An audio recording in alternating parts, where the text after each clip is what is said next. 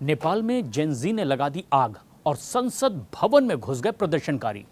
नेपाल में सुबह से जारी लगातार विरोध प्रदर्शन के बाद आखिरकार सोशल मीडिया को फिर एक बार वहां शुरू करना पड़ा। इस प्रदर्शन में कई लोग अपनी जान गंवा चुके हैं, सैकड़ों लोग इसमें घायल बताए जा रहे हैं और इस प्रदर्शन की अगुवाई जेनजी यानी कि 18 से 30 साल के युवाओं ने संभाल रखी है। सोशल मीडिया पर बैन और सरकार के भ्रष्टाचार के खिलाफ नेपाल में सोमवार की सुबह सुबह ही हजारों की तादाद में प्रदर्शनकारी सड़कों पर उतर आए और फिर संसद भवन की ओर कूच किया। और सिर्फ प्रदर्शन ही नहीं बल्कि संसद भवन के भीतर भी घुस गए और इसके बाद सेना ने कई राउंड फायरिंग भी की है। नेपाल के इतिहास में संसद भवन में घुस जाने की ये पहली घटना बताई जा रही है। रिपोर्ट के मुताबिक प्रदर्शनकारियों ने संसद के गेट नंबर 1 और 2 पर पूरी तरह से कब्जा कर लिया और इसके बाद संसद भवन, राष्ट्रपति, उपराष्ट्रपति, पीएम आवास के आसपास भी जबरदस्त कर्फ्यू लगाया गया। काठमांडू प्रशासन ने तो तोड़फोड़ करने वालों को देखते ही गोली मार देने के भी आदेश दे दिए। नेपाल सरकार ने 3 सितंबर को फेसबुक, इंस्टाग्राम, यूट्यूब समेत कुल 26 सोशल मीडिया साइट्स पर बैन लगाने का फैसला किया था। इन प्लेटफॉर्म्स ने नेपाल के संचार और सूचना प्रौद्योगिकी मंत्रालय में रजिस्ट्रेशन नहीं करवाया था और इसके लिए मंत्रालय ने 28 अगस्त को आदेश जारी करके 7 दिन का वक्त दिया था कि इस समय सीमा में वो रजिस्ट्रेशन करवा लें और ये समय सीमा 2 सितंबर को ख़त्म हो गई।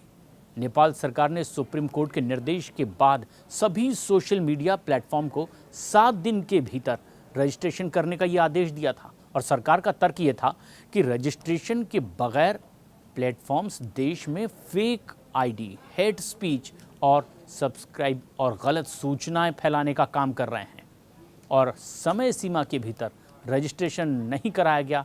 सरकार ने 4 सितंबर को 26 सोशल मीडिया प्लेटफॉर्म पर बैन लगाने का फैसला किया और इसके व्हाट्सएप, फेसबुक, यूट्यूब जैसे बड़े प्लेटफॉर्म भी इसमें शामिल थे।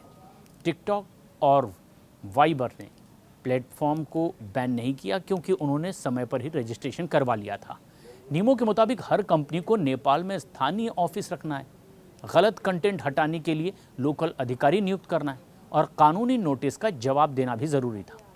इसके साथ ही साथ सरकार के साथ यूज़र डेटा शेयर करने के भी नियम बनाए गए। ये शर्तें कंपनियों को बहुत सख्त लग रही थी, खासतौर पर डेटा प्राइवेसी और अभिव्यक्ति की आज़ादी के मामले में।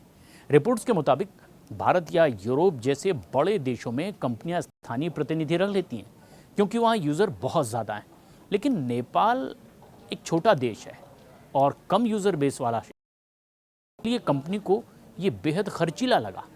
अगर कंपनियां नेपाल की ये शर्त मान लेती तो उन्हें हर छोटे छोटे देश में दुनिया भर में यही नीति अपनानी पड़ती और उनका खर्च बहुत ज़्यादा बढ़ जाता।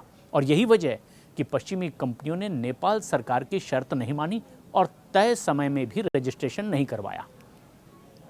नेपाल में अब जेनजी सड़कों पर उतरे, विरोध प्रदर्शन किया। इस बीच प्रधानमंत्री केपी शर्मा ओली के भारत दौरे को भी रद्द करने की खबर आई। नीतियों से भारत भी नाराज है। ओली को 16 सितंबर को भारत का दौरा करना था, हालांकि माना अब ये जा रहा है कि अब ये दौरा नहीं होगा। दरअसल नेपाल को चीन बनाने पर तुले प्रधानमंत्री केपी शर्मा ओली बुरी तरह से फंस चुके हैं। उनकी तानाशाही और तुगलकी फैसलों के खिलाफ अब नेपाल की जनता सड़कों पर उतर आई है और इसी कड़ी में यह जबरदस्त प्रदर्शन हुआ। आखिरकार कुछ फैसले वापस भी लेने पड़े।